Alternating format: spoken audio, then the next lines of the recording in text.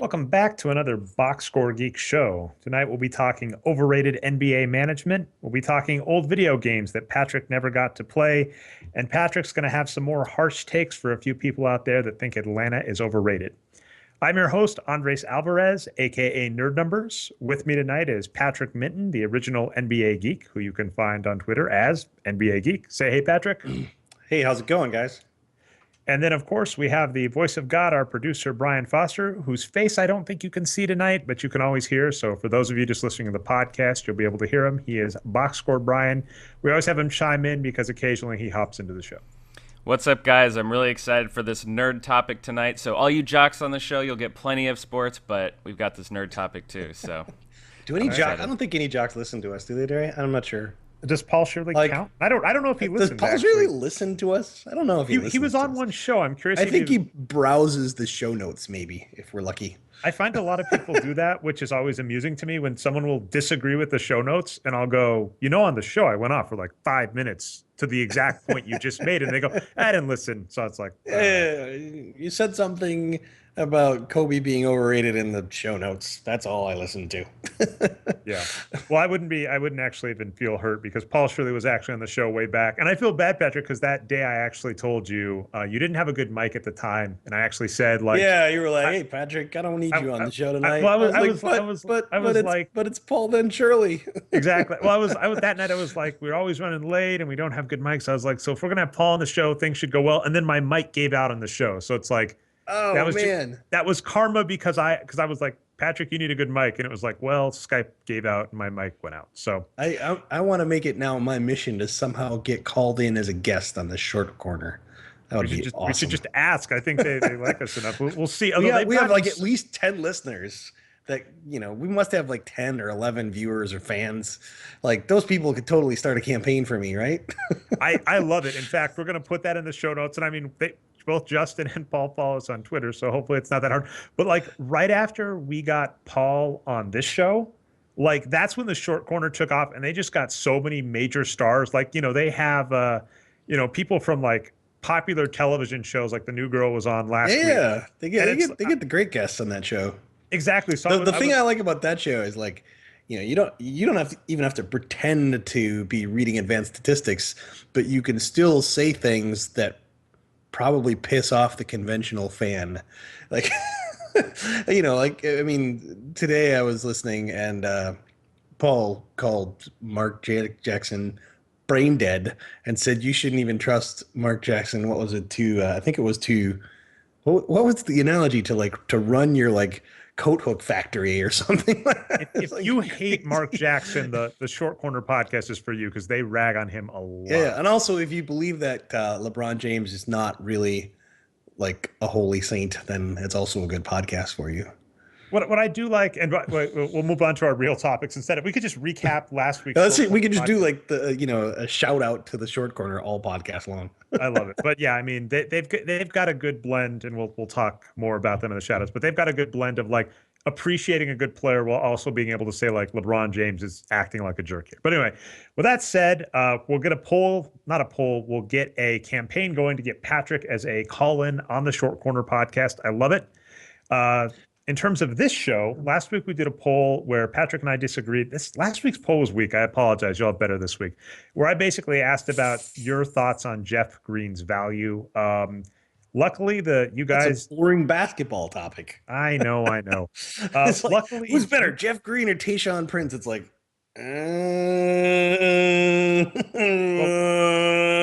fuck it, I'll make scrambled eggs. Luckily, most of you passed our test. None of you think that Jeff Green is really worth more than $9 million, but I actually think you're right, Patrick. I think he's going to get more than that next season. Also, just I wanted to give a shout out basically on Jeff Green, kind of related. So our first topic is going to be on overrated NBA management, and I blasted the Thunder. And one of the commenters, Nick, made the note that, okay, let's say they don't trade for Kendrick Perkins. Well, guess what? The Thunder still have Jeff Green on the squad, and they'll probably overpay Jeff Green. So they're right. Like, even actually, it's even worse than that. It's even worse than that. The big reason that the Perkins trade kind of leapfrogged them into contention. Well, the primary things were Ibaka was sitting on the bench, and Jeff Green and Nenad Kristic were getting tons of minutes at big man positions. And Jeff Green was bad, and Kristic was terrible. So even if Perkins was like sort of Mr. Average at the time, just getting Ibaka off the bench and playing 30 minutes a game instead of like 18 or 20 or whatever he was playing was a huge uplift for them. And then get rid of Kristic, who was like this horrible albatross at the time, was a big leap in production for them. It was kind of addition by subtraction. So, I mean, I don't think you should ever take the Perkins trade back, but I mean, who put a gun to their head and made them sign him for 4 years and 32 million? Exactly. So that was what we were going to talk. So I've been against the Thunder for a while. It boggles No, my I mean, I mind. don't think they're bad, but it's just like, I mean, it's like, let's follow the Thunder model as if like Sam Presti was some genius. And he looked really good his first couple years, but I don't know, like looking back, how much of it is just they took advantage of Steve Kerr desperately wanting to bribe someone to take Kurt Thomas? Because I mean, you take away that Kurt Thomas trade, what does the Thunder have? That's what makes this great actually in the Thunder, because I'll start bashing them. And I didn't go into major depth about the failed Tyson Chandler trades. What happened, for those of you that don't recall, in 2009, before Tyson Chandler took off and helped the Dallas Mavericks win a finals, before he helped the New York Knicks actually be relevant for a season, he almost went to the Thunder, and the Thunder got cold feet at the last second and said he didn't pass his physical. Yeah, and, I mean, and canceled the trade. to be fair, Tyson Chandler had been off and on injured for 2.5 years or so. He just was a shadow of his prime New Orleans self, and anybody's guess whether or not he would come back. But I do find it interesting that Dallas has pretty much the same like quality of medical staff as anyone else. I think they're as good at the training bits as anyone else in the league, and they took a flyer on Tyson Chandler. And I actually was once part of an interview thread with Mark Cuban where it was really about like, why didn't you re-sign Tyson Chandler after that championship? And the gist of it was really, man, the trainers just thought his knees were done. And I suspect the trainers had thoughts like that too when they acquired him, but they acquired him at the end of a deal. And it's very interesting that they're taking exactly the same bet now that they took then. Like they're getting Tyson Chandler in the last year of his contract. And it's like, I'm fairly optimistic, or not optimistic, that's a bad word. I'm fairly certain that when it comes to year's end, Dallas is not going to hand out a 3-year guaranteed contract to Tyson Chandler, because I'm sure their doctors still think his knees are like going to go anytime. But if he's playing like a superstar in the meantime, that it's the kind of gamble that makes sense. Well, so it's funny because the first show topic I called overrated NBA management, and I'll actually give. So we've feuded some with Mark Cuban, questioned some of his moves. I've been on board for a while with what he's been doing, but I would say two of the moves that he gets a lot of flack for are letting Steve Nash go and letting Tyson Chandler go. And what's kind of sad about those to me is it doesn't actually seem like those were as bad as you thought, because like, especially when Steve Nash released that article that basically said, I can't even sit in a car right. The idea that when he was hitting his 30s, Mark Cuban went, or even just the team went, you're good, but we can't offer you a max deal with your health. Because for the record, Mark Cuban wanted to resign him. He just couldn't give him the deal that Phoenix was giving him, which was a long deal, an expensive deal. So that it seems like they've had two times where they basically said, we're going to be smart about age and injury. We know that age and injury are killer. We know that people at this time fall off. We can't tie up, a quarter of our cap in these players. And both of those players decided to go off and just have career, contracts right after. And I feel bad because this is one of those cases where we judge teams so harshly. Like, I'm bashing the Thunder and I'm going to bash the Clippers, where I don't actually think, for all the things we've disagreed with the Mavericks on. The Thunder are making some indefensible moves. I mean, they just signed. They just went after Dion Waiters. I mean, this is not. So I think Mark Cuban has made a lot of I'll call them bets that were good bets, but that worked out to be. It's the equivalent of saying, well, I got an inside straight and I'm not getting odds, so I'm going to fold. And then the next card is, boom, your miracle card. You would have made the nuts if you'd stayed in. Well, okay, that's results oriented. You still made the right bet. And I think that there's the Mavericks in recent history have a lot of, um, bets that didn't quote unquote work out. I think letting Tyson Chandler go in 2011 was the right play. And to be Um, fair, recall Given they his off injury history, given his age, like I think it was the right play. I Didn't think work they out for offered him. him a 1 year deal that was expensive. I think they did say, we'll give you a bunch of money to play here 1 year. They said we can't give you a multi-year deal. And Yeah. that's when the Knicks swooped in and offered him what, 4 or 5 years? Yeah, and if you look over those 4 years with the Knicks, I mean, he missed 25 games a year about, right? Which is pretty much right on with what, the doctors in Dallas were saying. They're like, if you give him a 4 year deal, it's anybody's guess whether his knees will hold out. Um, and I think he's 34 now, maybe 35. It's like, signing those deals where in the last year the player's going to be kind of old, particularly for a big man, is always a very risky thing. And I think he made the right play. And also, let's not forget at the time, he made another what I thought was great play of trading a first round pick for Lamar Odom. But I mean, you just couldn't know that Lamar Odom's psyche was that screwed up. I mean, I think that's another just a good bet that just went bad for them. Um, I think that when I look back on OKC's history, it seems like they're making lots of bets that they got lucky on, or that fell in their lap, and lots of bets that just don't make any sense, and then a bunch of bets that were really just all about saving money. Which, as you pointed out, is if they wanted to save money, they should have just left the team in Seattle. And I don't That's say you. that. You had a fantastic post where you called as James Harden selfish at the time of the trade. And you went, this was you. You said, look, the Thunder cannot use the cash strapped argument because they put themselves in a terrible market. Even if you buy that they shouldn't have been in Seattle, like because, for instance, Seattle is, despite being a good market, it is oversaturated, right? They have the Seahawks, which I keep noticing stupid updates from you about, Patrick, whatever that's about. So they have the Seahawks, Oh, come they on, have Denver was a long, long time ago, Dre. It was a no, long the time ago. It was another The life. Packers imploding was very, very recent. I left the No, but state. I'm saying you're only bitter because of the Denver I'm bitter thing. because of the And Packers that now. Basically, wait, oh wait, that's right. You're in Wisconsin now. whatever state I moved to, the Seattle Seahawks just destroy in the playoffs and Oh, hurt, I'm sorry, but this was entirely your Packers' faults. I mean, the that was coaches all. like, I don't know if it's a coach. I mean, apparently the coach told that guy to set a block instead of to go for the ball. So if he'd just done that, but Are I all right, mean, I whatever, don't know how whatever. you Okay, lose a sorry. game. All right, Yeah, go that on. was they were a nine.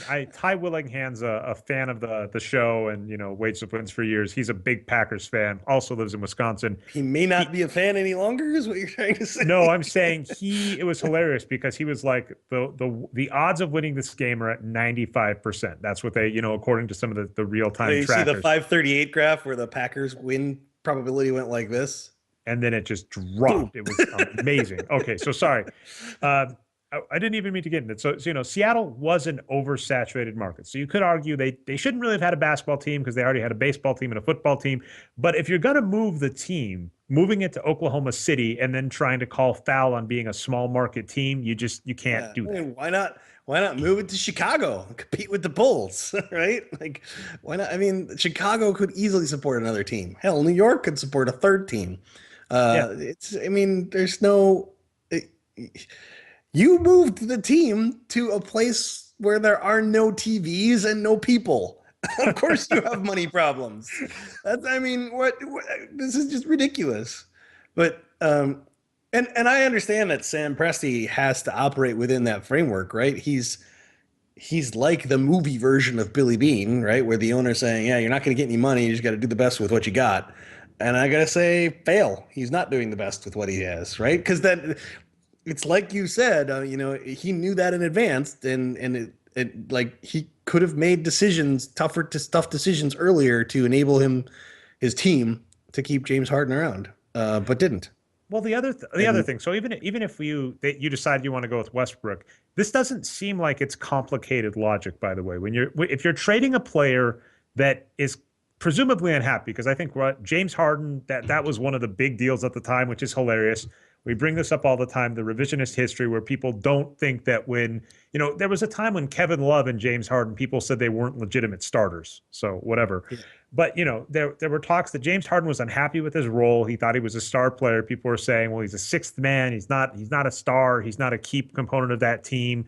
So, you could argue, okay, well, he's unhappy and he's at the end of his deal. That's the worst time to trade a star player. And, to the point that I made, what they got back in exchange, right? They got back Steve Adams. That's it. Jeremy Lamb and Steve Adams. And if you think okay, again, let's not play revisionist history. They got back Kevin Martin and 2 draft picks. But Kevin Martin was an expiring deal, and they let him walk, even though he Sure. even though he Yeah, played no, well for them. I get that. They got him for an expiring deal and 2 draft picks. Yeah. Right. Well, but that's what I'm saying is that I don't think that's terrible deal for the best 21-year-old since Michael Jordan, essentially. But my point there is, okay, like you've said this a lot, like drafting for need versus just drafting the best. Like when you went off on the Timberwolves last week, you basically said you're a terrible team, get the best players. Then when you have too many good players, then you trade them. You're not there yet. And I'm saying, like, to the Thunder's point, okay, if your issue is we're afraid we're not going to be able to afford both of these players, well, guess what? You sign them both. You play with them, and then you ask someone to deal with that. And trying to trade away James Harden on a 4-year deal is much different than trying to trade away an expiring James Harden deal that people know wants out. That's all I got. Yeah. Okay, you're saying that if they'd signed James Harden, it'd be easier to trade him than you get more value from him. I'm saying the problem you want to have. I argued at the time is that the difference, the perceived value of Russell Westbrook at the time was sky fucking high. They could have called up, any team in the league and asked for their best player and said, "We'll give you Russell Westbrook," and almost all of them would have said, "Sure," right? I mean, like, obviously, whoever's got LeBron James is not going to say sure. They probably could have gotten Chris Paul, because that, by the way, was around the time that the Pelicans, Hornets, whatever, were giving away Chris Paul. Same time, right? They could have called up and said, "Hey, how about Russell Westbrook for Chris Paul?" And no, play hardball, right? Go like, we'll give you Westbrook for Chris Paul, some draft picks, one of your best, like someone else, right? I don't know who was on that team. That's how bad that team was, Yeah, that's a very good point. But I mean, it also comes down to even the minor pieces, right? And they just acquired Dion Waiters. So one of the knocks that people are writing in the comments is that Russell Westbrook and James Harden wouldn't have been a great fit together because they both want the ball a lot. So, okay, let's trade for a guy who thinks he's so good that he's taking more shots than Kevin Love and Kyrie Irving, because that's going to go well next to Russell Westbrook, right? It doesn't. And they trade and they let go of a guy in Thabo Sefolosha who was the perfect fit for that team. Here's a guy who doesn't need the ball very much, doesn't want the ball very much, but he'll stand behind the 3-point line, and if you pass it to him, he'll probably knock down that wide open 3. And he'll play really great defense, and he'll get some steals and some rebounds, and that guy was a perfect fit on the Thunder. And do you want to know what they gave him? Do you want to know what they let him go for? $1 million. Yeah, $4 million a year over 3 years. I mean, and we're gonna get back to this in a second, because it turns out Atlanta's doing pretty well, and I'm sure I can't possibly be a coincidence that he led to that team, could it? Like, it must just be the system. It must just be the chemistry. I mean, I don't like the moves that the Thunder are making at all. And if you look back on the model of their success, part one of the model is get really lucky and have the pick that everyone thinks is the consensus best be a big man who's going to be injured, and then you're going to get pick number 2, so you're not going to take that guy. That seems to be number 1. Yeah. Right. that seems to be like the first and I mean, he is the best scorer since I think it's Adrian Dantley in the 80s, or, you can even put up there with Michael Jordan, but he's like the best scorer we've seen in a generation. It's ridiculous. Yeah. I mean, last year it was, if you look back in comparable seasons, it was him and Adrian Dantley in 1982. And that's it. Like, nobody else shot that well on that high of a usage range. Nobody else came close. And then, and that was just putting the threshold slightly lower than Kevin Durant's actual average last year. And if you say, okay, let's up it to 62% true shooting or whatever it was he shot, then boom, the list is him alone, just him. And for somebody who taking 20 shots a game to be that efficient. I mean, that's just absolutely batshit insane. And but I mean, let's remember that the Thunder, they lucked out getting the number two pick when they were only like the ninth worst team in the league or whatever. Like that was a crazy lottery like Yeah. windfall. And then it turns out getting number two instead of number one was crazy lucky because because what everyone thought was the easy consensus number one pick turned out to be a huge bust. And then I know Arturo has said he thinks that the Sonics would have taken Kevin Durant. That's what he claims. no, but the point is like, oh, you're saying if they had been number one, they'd have taken Durant?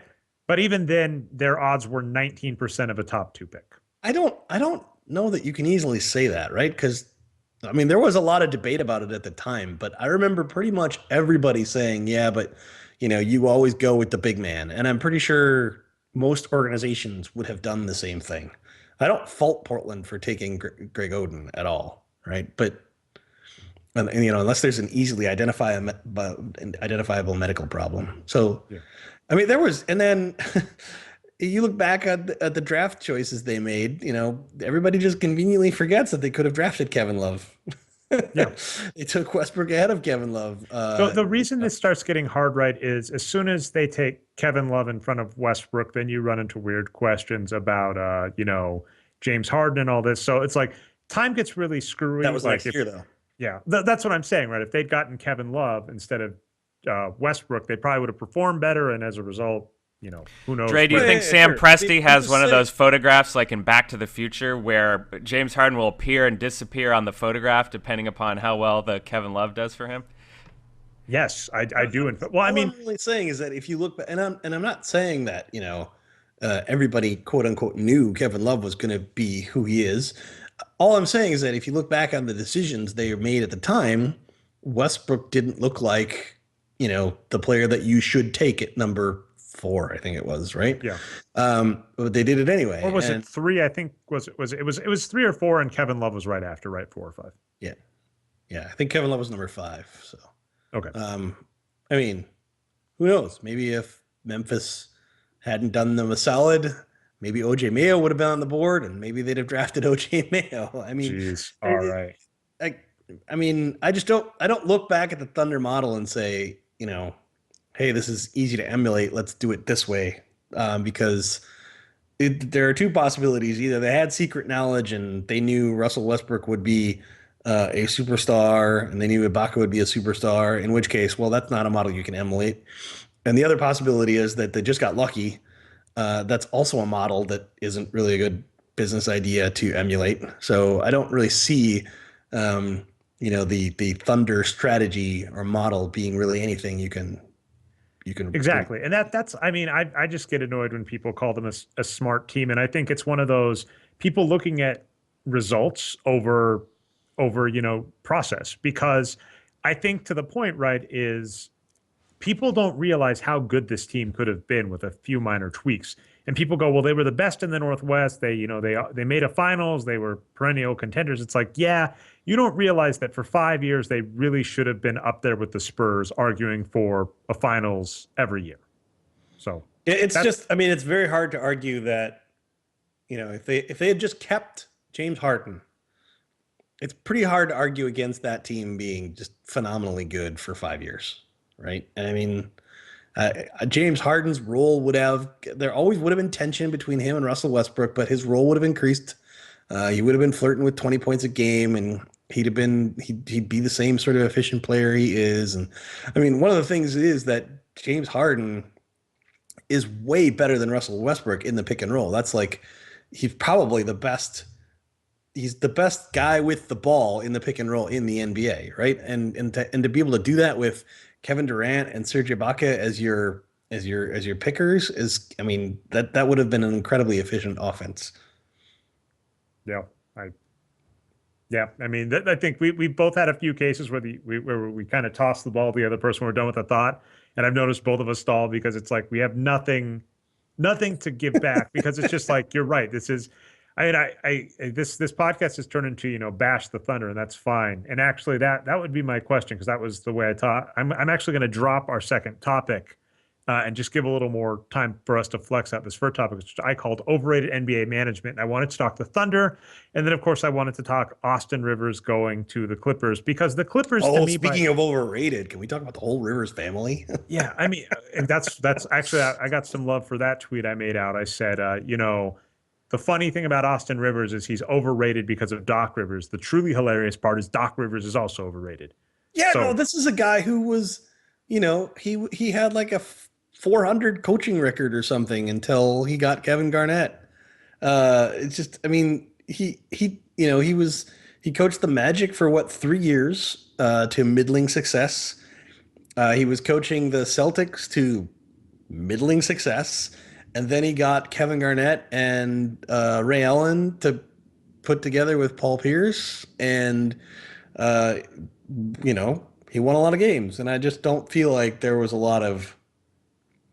I don't feel like there was a lot going on there behind the scenes, the right? question is, And like, let's what not Jedi, forget that Tom Thibodeau was on that bench. what Jedi mind trick did he do is my question, because normally that coach would have been Oh, ousted. there's the Jedi mind trick. It's the ring. You get the ring. You get the one ring, and you're golden. No, I'm Look at saying Lenny Wilkins. Lenny Wilkins won one ring and coached a hell of a lot of teams to 500 records, and he's probably going to be in the Hall of Fame. My question is, how did Rivers stick around on those terrible Celtics teams to get that ring? Because normally, even when you accept, like, this is the hilarious part to me about professional sports, is you can have a good coach on a bad team or a team that's starting to struggle, and it becomes just a foregone conclusion that that coach is going to get fired, kind of like sacrificial lamb style. So my question is, how did Doc Rivers manage to stick around on the Celtics for them to actually come back? Because he should have been fired based on how they were performing. Yeah, that's actually a really good question. My instinct is that Danny Ainge is, his job security was fine. And as long as the GM's job security is fine and the GM knows you're not really contending anyway because you're tanking or whatever, then the coach is probably fine. The coach gets fired in those situations where the GM is about to get fired because if the owner comes to the GM and says, nothing's working, we got to fire somebody, the GM's not going to say, oh, yeah, it's me. You got to fire me. That's never going to happen, right? It's always the GM's like, yep, you're right. We got to get rid of that coach. He's not making enough of the talent we have. That he is not making enough of the awesome talent that I put at his disposal. We have to get rid of the coach. So that's the way it's always going to run. But if the GM's got plenty of job security and, the job is tanking anyway, that's the goal. That's what the team's, the team doesn't have any expectations to win, then I think the coach's job security is fine. I mean, but I don't think anyone should be sweating about Brett Brown right now for similar reasons, right? Because Sam Hinkie's not sitting there thinking, I'm giving you a team full of all-stars and you can't win 10 games. And I don't think the Philadelphia ownership is breathing down Sam Hinkie's neck saying, why aren't we winning games? So I think that Brett Brown is fine. And I think that's the reason Doc Rivers was fine. I don't think that Boston expected to win that many games that year before the Kevin Garnett deal. Yeah. It was I mean, I guess that is the point, and I think you're right, and that's fascinating, and it's really hard to look at when coaches get fired and like what was going on behind the scenes. Because, like, to your point with Ainge, if Doc Rivers is just on board with him, then he's got a yes man, right? And he's like, okay, well, I don't have to worry about butting heads with a future coach when things go my way. So I think you're right there. But yeah, Doc Rivers, yeah, you're right. As soon as he got that ring, the fact he was part of a trade for a player, right, with the Clippers, the fact that they traded, a pick for him or something, that's just ludicrous to me. And then, I don't know, he came in with this sort of vestige of like tradition and like I come from a long line of winners, and it's like, you played in New York and your teams were kind of and then you coached a while and your teams were pretty much and then you got like 3 superstars and you won a title, and then you were in the finals the next year and you didn't close out on it, and it's like I don't see Doc Rivers' pedigree as and I'm certainly not enamored of any of the basketball moves he's making. Forget about hiring your son. That's just how much is he in charge with? How much control does he have the GM moves? He is the president of basketball operations. Holy cow! So he is both the GM. Well, never mind then. Holy cow! Oh yeah, he's got Stan Van Gundy in the deal basically, right? He is in charge. Wow. Well, then that's just like that's the Clippers to me are just like the Thunder in that regard. That okay, as soon as you've got what Chris Paul, Blake Griffin, and DeAndre Jordan, that kind of core, all you need to do is not get terrible players. That's all you need to do, right? Not get terrible players, stay healthy. Now, Blake Griffin is kind of pulling an Isaiah Thomas right now, and that could be injury Yeah. because he was on this slope where you're like, okay, you're set to pop. We should have 3 stars, and he's playing below average. So I'm a little nervous about that. But I mean, they have done nothing with that with the rest of I mean, that team. When Glenn Davis was on the market, I'm sorry, the Orlando Magic just bought this guy out because he sucked, and you're like, whoa, you're the missing piece we need for our bench. It's like, what Have is you going seen on? have you seen the video of Glenn Davis? I think he like steals a laptop from like a hotel employee or something because he gets mad at him. Like he gets in a fight, and so he like picks up the laptop and throws it. That's who you got on your team. I have not seen that, but Okay, I I'll mean, include that in the show yeah. notes. It's hilarious. I mean, Glenn Davis he's been terrible his entire NBA career, which is now like, what is it, like 7 years? Let's see. The 2008 title team was his first year, right? So it must be 6, 7 years.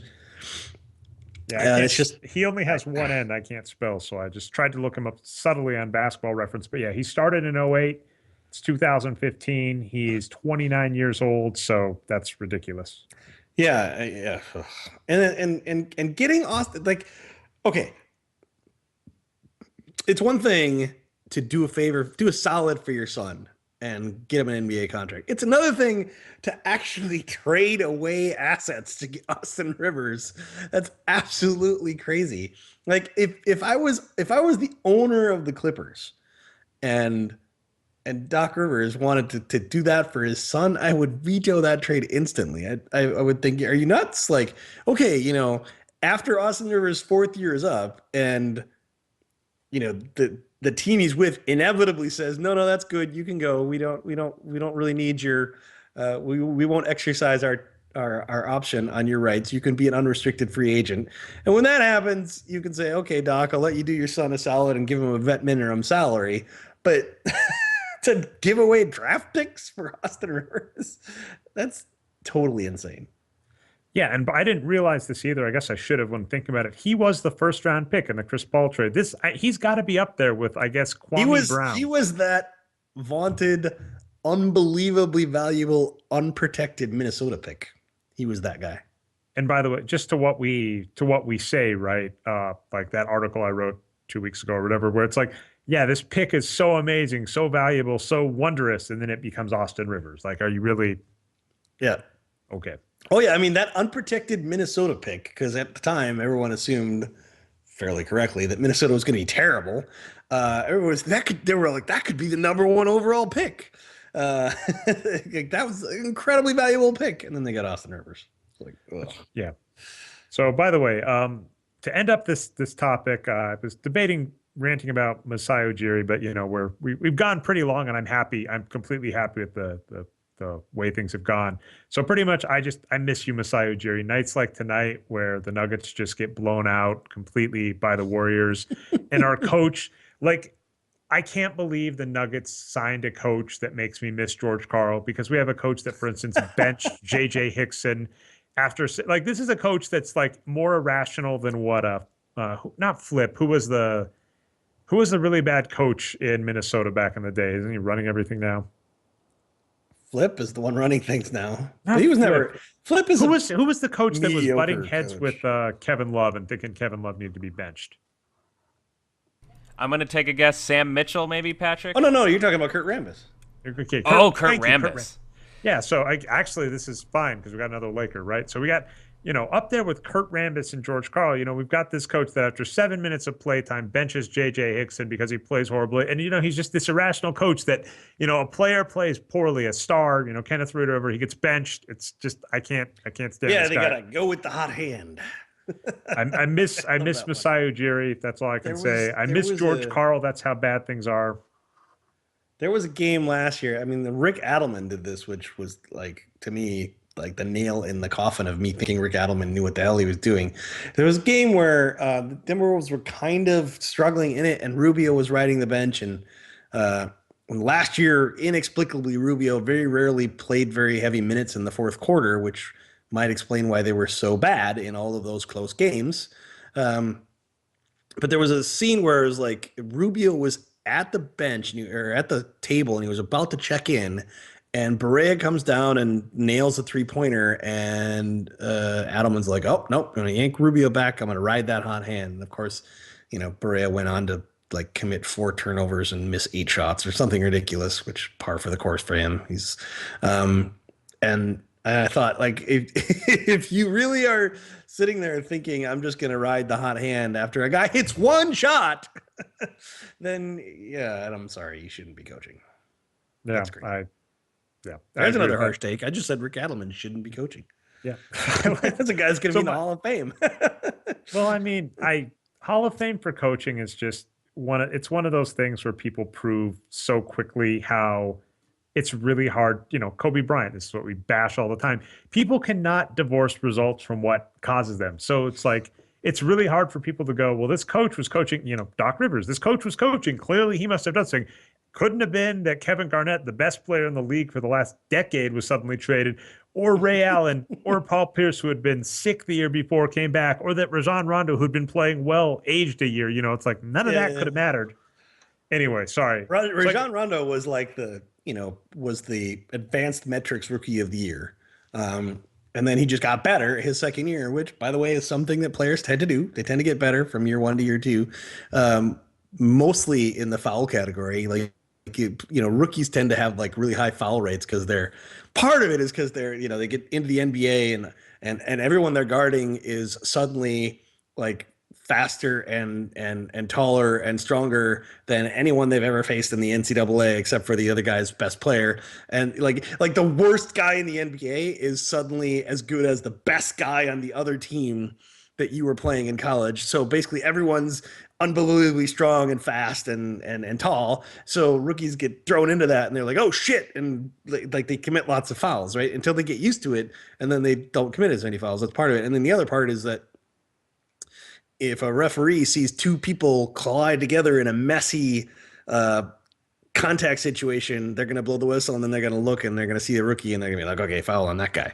And a lot of that goes away in their second year. And so that's one of the big reasons that like players tend to make leaps from year 1 to year 2. And so I don't think it was like really that far fetched to say, okay, Rajon Rondo is going to get better. A couple of other young players are going to get better, and we're going to go get the best player in the NBA, best power forward in the NBA, and that'll probably work out for us. And we got one of the best shooting guards in the NBA. That'll probably be a good deal. And and they got James Posey, who was like really good. He was definitely like 6-man material. Just doesn't seem like. I mean, I'm not saying Doc Rivers, didn't coach at all. I'm just saying that if you replace Doc Rivers with an average NBA coach, I think you get a pretty similar result. And one last kind of note, by the way, because this is another tangent. This is just harsh takes all the way down. But so what people will argue about, say, that Boston Celtics team is they'll say, see, this is an example of the tanking model working because they got assets and those assets turned into stars. And that response is no, it wasn't their assets because their assets, included Jeff Green. It was timing. It was having Kevin Garnett on the market and wanting off, and being one of the teams around with like what they wanted, and what the team wanted for Kevin Garnett was still so below his market value that it was ridiculous, right? In fact, George Karl had a quote, and I'll actually give him credit here. He was asked about that, and he just said, "Well, I never would have traded Kevin Garnett." So credit to George Karl there. So when people wouldn't have traded Carmelo Anthony, so whatever. Yeah. Okay, fair enough. But when people talk stockpiling assets as a plan, well, that plan only works if timing favors you when one of the best players on the market and that team happens to want what you're selling. So I still don't think stockpiling assets with the hope of getting a star realistically is a plan anybody can think of. So that's kind of my take there. I mean, I don't think it's a bad way to sort of tread water. But I don't know that it's, I think there's nothing, if we're talking overrated management, we got to take a little segue into Daryl Morey, who's a guy I generally like a lot, but I mean, the signing of Josh Smith is a horrible one. And he has often said in interviews that he'd have done it Sam Hinkie style, like full out tanking, except the owner wouldn't allow it.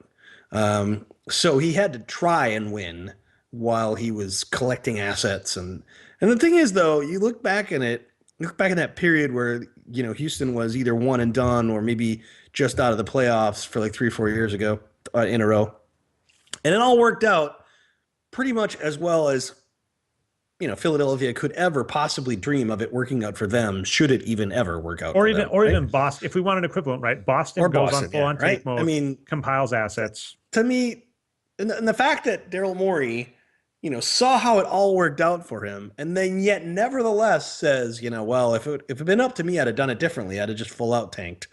And for him to believe that that would have worked out better and would have been a better strategy says to me that he's not really thinking it through. I mean, the jury's still out on whether the 76ers will ever amount to anything. I recently read a report that apparently Joel Embiid is pushing 300 pounds now, so he might not ever work out for them. Who knows? Fun. I mean, it's still a big like crapshoot. Like I definitely agree with one tenet of Philadelphia's philosophy, which is that we're not really going to spend money, just to have players on the roster. We're not going to spend money on these middling players who don't really do much for your wins. I'd rather get a star player and surround him with rookie contracts than a star player and surround him with guys making $5 million a year who are like 26 years old. Because one team's going to go somewhere and the other team's just going to stay that way forever, right?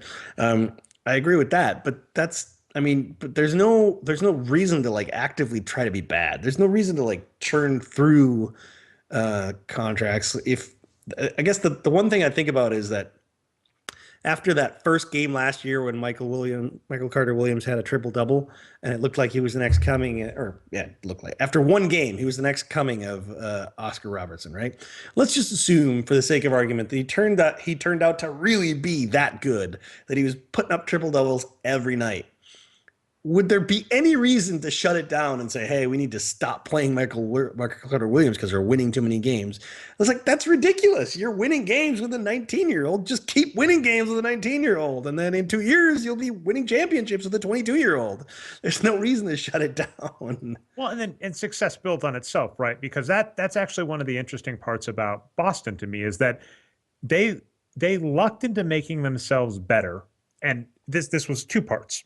First off, when Kevin Garnett was up for trade, he said, I'm not going to Boston. They're not good enough. Now, to be candid, at the time they had Rajon Rondo, Paul Pierce, a few other players. They would have been really good, but he said, I'm not going to that team. And so they went out. It would have been really good, except they would have had to give something up for Kevin Garnett, so probably not. Well, I mean, they would have done the same, similar. I'm saying they would have done similar stuff, right? They would have done like Al Jefferson, Jeff Green. They would have been fine. They would have, that Boston team was a 69 win team. So with Kevin Garnett, without Ray Allen, they're still a, 50 in the 50s win team. But they said, okay, let's go out and get Ray Allen. They were able to get Ray Allen because the Sonics were going into the mode you're talking about, right? But, this idea of intentionally losing like that, all I'll say is, if you look at, say, Boston, they were able to, just win, keep winning. That's fine. Just get good players, roll with it, get more good players. Yeah, that's pretty much how it works, right? Get good players, win, get more good players, win more. I mean, that's sorry. the When model, I was saying right? success built on itself, what I'm saying is Kevin Garnett wouldn't go to that team until they had Ray Allen. So he said, I'm not going to go to this team until it has good players. So if you're a bad team that's tanking and suddenly wants to start recruiting, if Michael Carter Williams turns out to be great and they let him go and he gets a triple double for the season, that would have been absurd. It wouldn't have happened. Right now, when LeBron's a free agent and you're like, we're Philadelphia, we're in a big market, we got lots of picks. They're in that situation now, but let's see them try and recruit anybody in the offseason that's going to go, didn't you get blown out by like 30 points a game 5 times at least last year? Mm-hmm. Yeah, there's short of doing in Miami where you get 3 guys that want to play together that all agree to sign a contract, there's no way that Philadelphia will make the leap in 1 year. It's going to have to be a multi-year process. Like it'll have to be a 2-3 year process, right? There's like one of the guys they draft is going to have to turn out to be a star. And then that's going to have to be enough to get them to 30 wins. And then they're going to have another guy who's sort of a star. And that's going to be enough to get them to 40 wins. And then they're going to have a really short window of getting another guy. And then that's their chance at dynasty or whatever. For what it's worth, I don't think that's really realistic given the nature of the CBA now. It's not as easy to keep guys together for 7 years as it used to be, right? The contracts are too short and the Yeah. players have too much freedom. And the the CBA incentivizes like a player to stay with a team, but it also incentivizes him to constantly keep opting out whenever he has the option because of the way it's structured. If a player is in his last year and he's got an option, it's always in his interest to opt out and renegotiate a contract because he can get more money that way. So that's another way it makes it sort of hard for teams to keep teams together. Absolutely. I think the jury is way out on Philadelphia, but and I do like Hinkie's strategy of, okay, I don't have a good team, so I'm just going to get rid of everybody in that like 26 to 30 year range that's never going to matter for me anyway.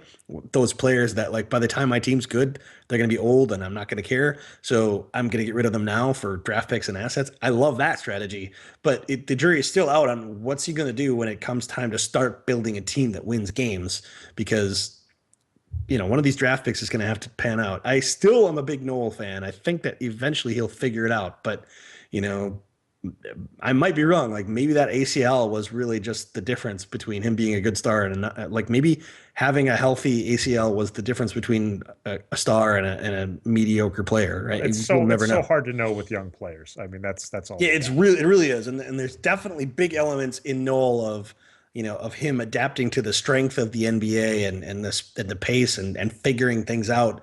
But you don't know. Like somebody's got to pan out, or this team's going nowhere because they're not going to sign.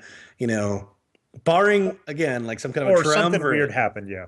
yeah, I mean, it's possible LeBron James and two of his star buddies decide they want to play together and they pick Philadelphia, but that's really unlikely. It's just a very, yeah, I don't see it happening. So All right. So, I mean, yeah, I kicked off our second topic. We got to bash managements for fun. I guess you have one more harsh take to give. So I guess I'll give you the last word. Do you have anything else in the current NBA that we've forgotten? I'm sure, by the way, I could just bash Oklahoma and recount Boston history forever. I could be every single podcast. So that's what we kind of did this week. But do you have anything else for the contemporary NBA, barring the last topic we're going to have you do, Patrick? I don't know. I feel a little overwhelmed now. Like I could say I could talk about the NBA all day long, but I think I'm good. All right, so I think we've decided to name this Harsh Takes. You didn't even want to take This ownership whole of the last. episode has been harsh takes, It but has been Harsh Takes, but you have a particularly good one. I love this. Basically, every show we kind of have we kind of send around topics the day of.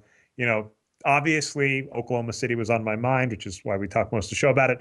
But you always send out like 3 or 4 really awesome paragraphs, and like I said, they're turning into Harsh Takes. So you have a harsh take about not about the Atlanta Hawks, about some of the Atlanta Hawks. I guess I'd call them haters or doubters. And so we're just going to let you go, Patrick. or even the fans. Like I was reading an article today. I got so the big meme about the Hawks, right? Is that it's very similar to like Larry Brown with the Pistons back then, is that they're winning despite the fact that they quote unquote have no big stars. And I just want to say to all you people that think Atlanta has no stars, like I that team's got like 2 legitimate stars and probably two other great players. To say that team has no stars means maybe you just need to rethink how you evaluate what makes a star player. And it's this constant mystery that you and I keep talking about all the time, that on a team level, every moron understands how basketball is won. You make more of your shots than you miss. You grab rebounds, both offensive and defensive. You make your free throws. You don't turn the ball over. These are the things that every moron understands wins basketball games. And yet somehow when an individual player doesn't do those things or any of those things, but that player gets lots of points, he becomes a star. So you can have a player, score 30 points on 30 shots and not get any rebounds and not many assists and turn the ball over 4 times, and he's a star player. It doesn't make any sense. And somehow, like the team needs to shoot 50% more, or sorry, not shoot, but the team needs to have an efficiency of about 50%. You know, if you count three threes and free throws and everything, more or less 1 point per possession. That's the threshold you need to meet to compete. If you are lower than that, you will lose, and if you're higher than that, you will win. That's been the threshold for about 30 years, and everybody understands it. That, you know, if I can't get a point, like at least a point on average every time I bring the ball up the court, then I'm in bad shape. And so the idea is, let's get a point per possession and let's try to prevent the other team from getting a point per possession. And yet somehow players who, you know, historically have a lot of trouble getting 1 point per possession are star players. So, I mean, you look at players like Kobe in his bad years, or even Kobe this year. Kobe this year is a star player. He's going to make the All-Star game, despite the fact that he is by any measure been terrible. He's been absolutely terrible by any measure. And yet, you know, people will still say, yeah, but he's a star player.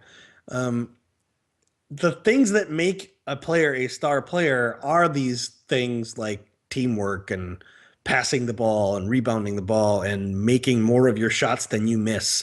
Those are the kinds of things that make you a star player. And it doesn't matter if you're only doing it for 10 shots or for 20 shots. And by the way, why is Jeff Teague not a big star? We've got a guy averaging 17 points a game on 60% true shooting. He's fifth. He's been a virtual four-way tie for like fourth in the league in assists. He's up there in steals. He's like 12th or 13th in steals. How can that not be a star player? The guy's having a star player year. You look at Kyle Korver, he's on pace to be the first guy to do 50-50-90 ever, like in the history of the NBA. How can that not be a star player? And you look at a guy like Al Horford, who throughout his career has been a good scorer and rebounder. How can that not be a star player? And then you got Paul Millsap, who for years in Utah, you know, he made a living off of having sort of 15-10-5 games where he had a game I remember well where he had like 15 points, 10 rebounds, 5 assists, 5 steals, and 3 blocks. And that was like pretty much his career in Utah. He's just being kind of like that Andrei Kirilenko guy who was a threat to do everything. He's always been a star player. You replace a guy like Josh Smith, the guy like Paul Millsap, and things get better. And last year, Al Horford was injured pretty much the entire year, and this year he's not, so they're much better. Last year, they didn't have Thabo Sefolosha. This year they do. It's another guy who's a star player. I can't stand this idea that, you know, it's like you said in the pre-show, like what the Atlanta Hawks are doing right now. Everybody loves this idea that it's like a classic Disney movie. You take a bunch of characters who have all these flaws, and a brilliant coach comes in and makes them all gel together, and together they're brilliant, even though independently they each suck. And it's, I'm sorry, but there's a reason I've been betting on Atlanta for 3 years in a row now. It's because they have good players. They have very good players. They have star caliber players. Just because they're not scoring 30 points a game doesn't mean they're not star players. And the idea that people look at this team and say, well, wow, look at the way they're performing, and somehow don't think, well, maybe we should reevaluate what we think of as star players. You know, let's look at the way San Antonio has played for 15 years. And is it because San Antonio has magic and they can make terrible players be good players, or is it because Greg Popovich and Peter Holt and Archie Buford sat down and they thought, well, let's look at what really matters and what players are good players, and let's go get those players instead of those idiots that are just chucking up 20 shots a night. So actually, and I want to hop in there on a funny note, because obviously I forget the coach's name, but he is a disciple of the Spurs. But a funny note is this trick fools people. The Spurs and the Hawks are two teams that go, we don't want to overwhelm our players. We have these really, really good players that play well together, but maybe don't play them 40 minutes a night. Maybe try and keep them healthy. So, you know, they'll do things like sit players on back-to-backs, etc. And so this trick fools people. People think that Melo playing 40 minutes a night, shooting 25 shots, not very efficiently, is star, but they view a player like Kyle Korver, who's like not going to play more than 30 minutes a night, going to shoot very efficiently. When he doesn't have the shot, he's going to pass it. They go, wow, that guy's not a star player, but it's teamwork. And like to what you just said, guess what? Being a good teammate should be the definition of being a star player. not a player that just takes all the Yeah, shots. it's not like Kyle Korver hasn't been doing this thing forever. He was doing this thing in Philadelphia. He was doing this thing in Chicago.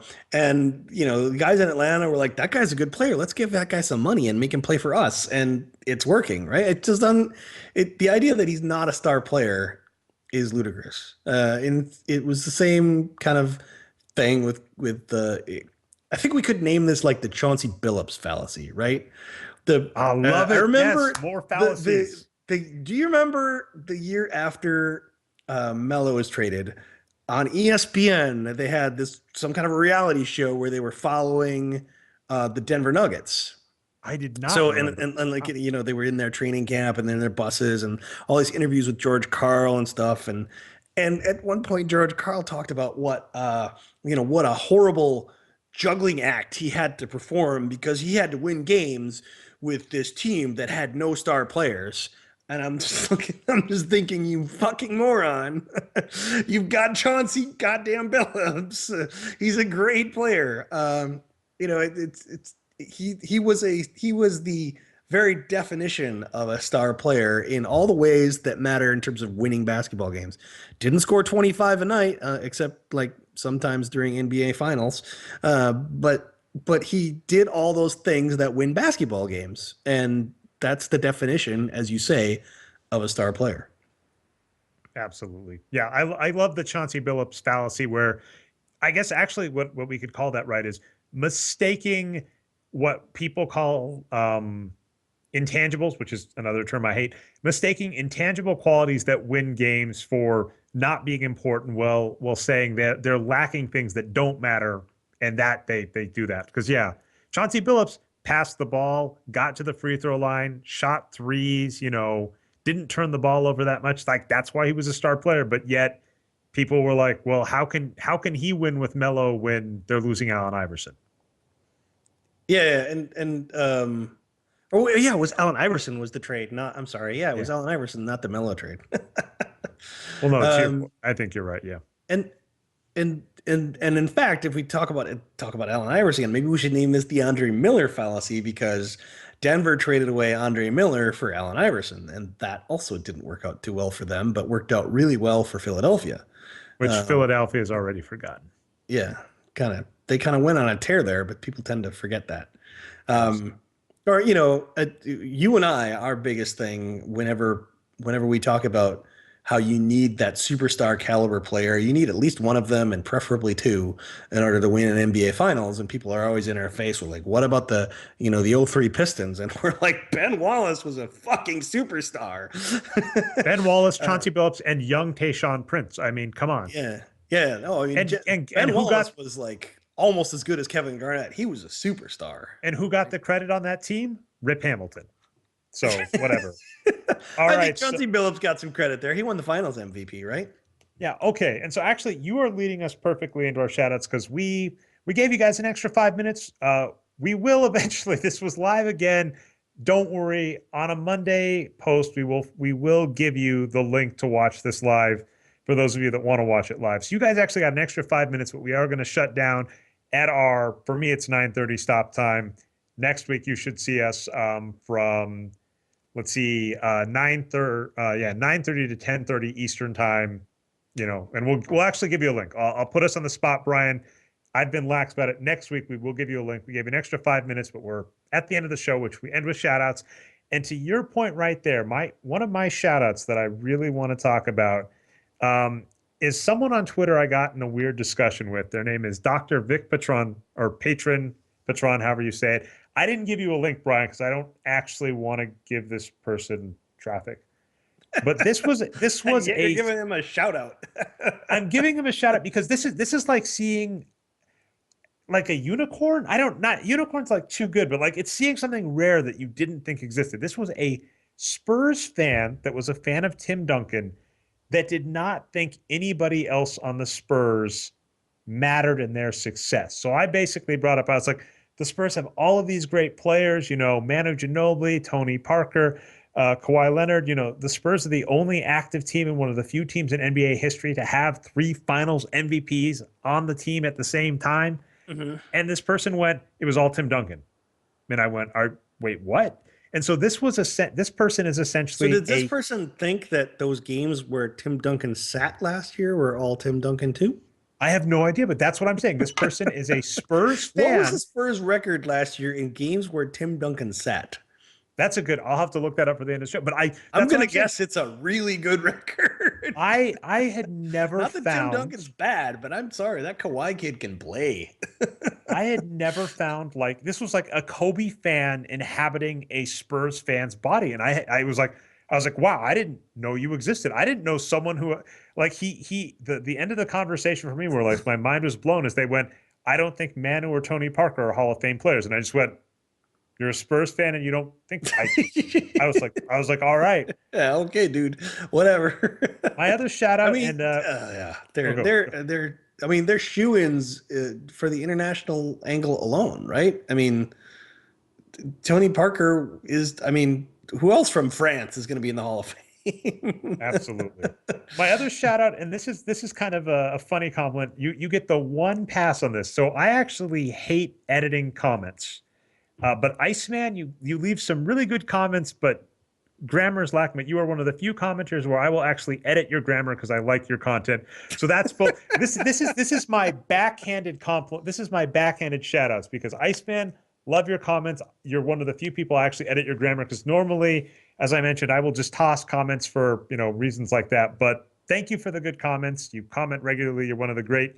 There are many others of you that I'm not shouting out this week, but you know who you are. Great commenters. Really appreciate you. I think I'm going to bring us up to time because if I recall, neither Brian or Patrick has shout outs this week. Well, I shouted out at the beginning. It's listen to the Short Corner podcast, guys. It's hilarious. It's a good take, common sense sort of take on the NBA, but with a lot of good humor in it. Follow Paul Then Shirley on Twitter. It's a good Justin _ Halpern.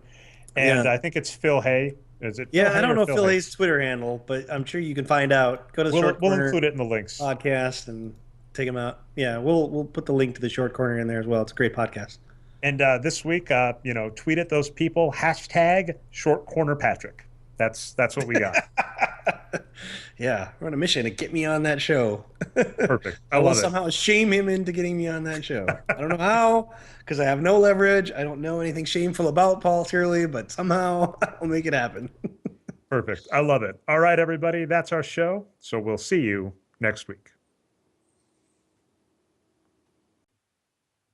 Hey everybody, thanks for watching and or listening. Something you can do to really help out the show is to subscribe to us on YouTube. We're at Channel Nerd Numbers. Of course, we'll include a link in the show notes. Or if you like us on iTunes, give us a 5-star rating and like the show, subscribe to the show on iTunes, which is the Boxscore Geeks show. And if you're not into iTunes, you're into Stitcher, we're on there as well. So yeah, we had a real big amount of growth last year. We'd love to see that continue, and subscribing and liking, easiest way to do it. And of course, if you really like the show, share it on iTunes. Not on iTunes, on Twitter. I'm already messing up. So share it on Twitter. You'll notice this wasn't part of the show. I was supposed to say this at the end of the show. I didn't, but Brian's given me a second crack. So thanks so much for watching the show. We really appreciate it. And yeah, we'd love to see it grow. So we'd appreciate your help out there. We'll see you next week.